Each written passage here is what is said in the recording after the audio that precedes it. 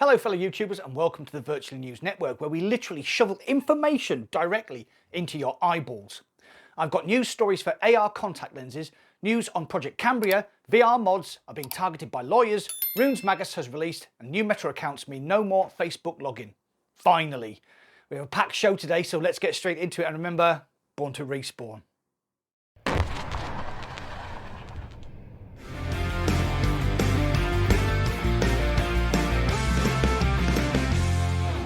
For the very first time, an augmented reality contact lens was worn by a human eyeball. Think about that for a minute. First off, how small is the display? How is it powered? How does it connect to the outside world? Think of the engineering problems having something that tiny and then putting it onto a human eyeball. I know I say that the Virtually News Network literally shovels information directly into your eyeballs, but this is on another level, as they are actually showing info directly into your eyeballs. A company called Mojo Vision has developed the contact lenses and the specs are mind-blowing. The display is a 14,000 pixel per inch micro LED. For context, an iPhone 13 with a Super Retina display has a 460 pixel per inch resolution, so the contact lenses are about 30 times more dense, and they've included an ARM processor, and they have a 5 GHz radio transmitter, and they have a medical grade micro battery to power it. Plus it has an accelerometer, gyroscope and magnetometer to track eye movement. And that all sits directly on the human eye. It's absolutely unbelievable. The author of this article on website Big Think stated the following: "We will look back at the years when people walked down the street, necks bent, staring down at little screens in their hands as an absurdly primitive way to interact with information. The prototype is some way off getting into consumers' hands, but the team at Mojo fully expect AR glasses and then AR contact lenses will eventually replace our mobile phones as our primary interface for digital content." I think that sounds awesome, but what do you think? Would you be comfortable wearing AR contact lenses?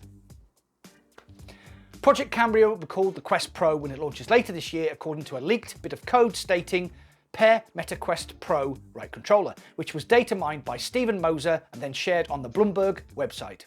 Meta are laser focused on releasing Project Cambria, probably during Connect 8 in October, with a retail price above $1,000 and a more business-focused approach.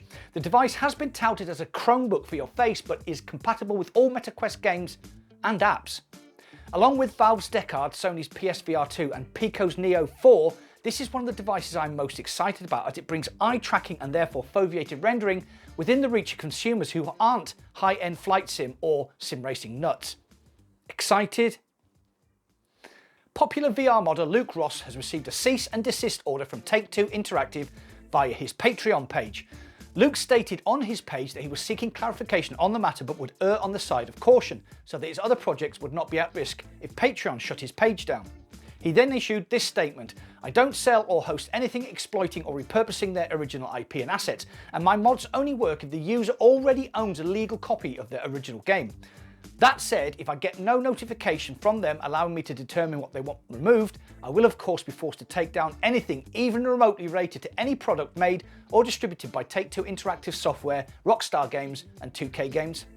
That means that all posts, images, guides, recommendations, tutorials and above all, my VR mods for GTA 5, Red Dead Redemption 2 and all the Mafia games will be taken down and will no longer be accessible to download."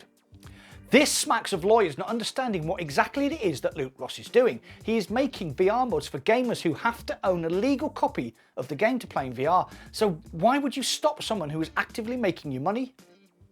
It's absolutely bizarre. I hope he does get this all sorted out, as Luke is a legend amongst the active VR mod community and has brought games like Cyberpunk 2077 and Elden Rings to VR. He currently has over 2,000 patrons, each paying $8 per month, bringing in a respectable income of over $16,000 per month. Have you played any of Luke Ross's VR mods? Why do you think Take-Two have taken this step now? Get involved and comment down below. Stunning JRPG game Rune's Magus has released onto Quest 2 and PC VR.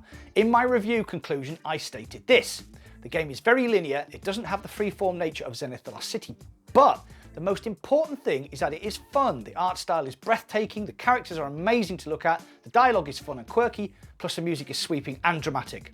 The Quest 2 version, which I have been playing, more than holds its own against the PC VR version, which was a big surprise, and the game ran almost flawlessly throughout. Have you picked up a copy of the game? Did you get the PC or Quest 2 version? Comment down below.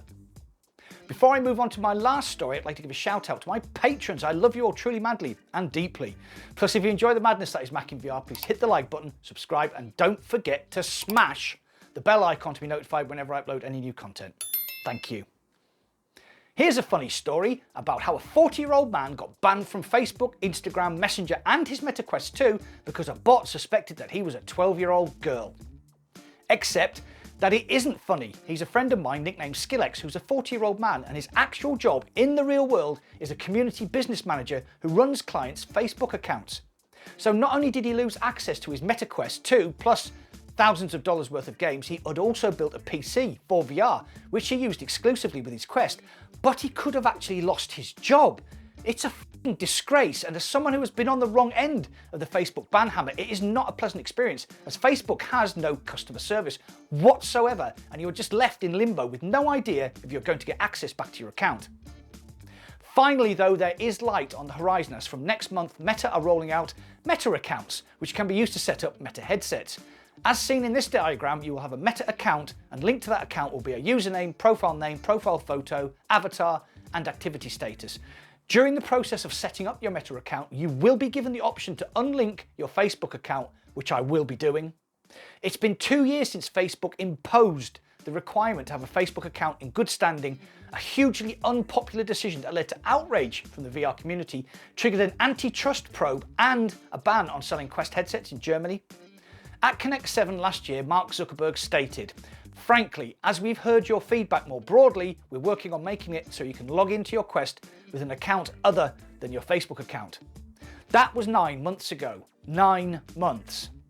The new Meta accounts will start rolling out in August, and personally can't wait, as my Facebook account is still under restriction 4 months after jokingly telling a mate to sell a kidney on one of his posts. Yes, sell a kidney got me banned from Facebook. Video is here somewhere. And you know what? They aren't doing this because of the outrage it caused. They aren't doing it out of the goodness of their hearts. Do you want to know what I think? They're doing it so they can sell you a Cambria or Quest Pro or whatever the f it's called, and they don't want people buying a $1,000 business productivity headset that can get bricked if your Facebook account gets taken down. That's why. At least I only have to keep my mouth clamped tight shut for a few more weeks before I can unlink my Quest 2, but please don't think I'm a Meta hater. I am not. I love my Quest 2. I think it's a great headset, and very much believe that removing the need for a Facebook account improves the chances of more headsets getting sold. And the more headsets that get sold means more users in VR. The more money will be made by game devs, and that means bigger and better experiences for all of us. And also my channel grows. As always, what do you think? Will you be unlinking your Facebook account when you move over to the Meta account? Will you link it anyway so that you can continue to use social media features? You know the drill. Get involved and comment down below. Well, that's it for today. Thanks for watching. I'll see you on the other side.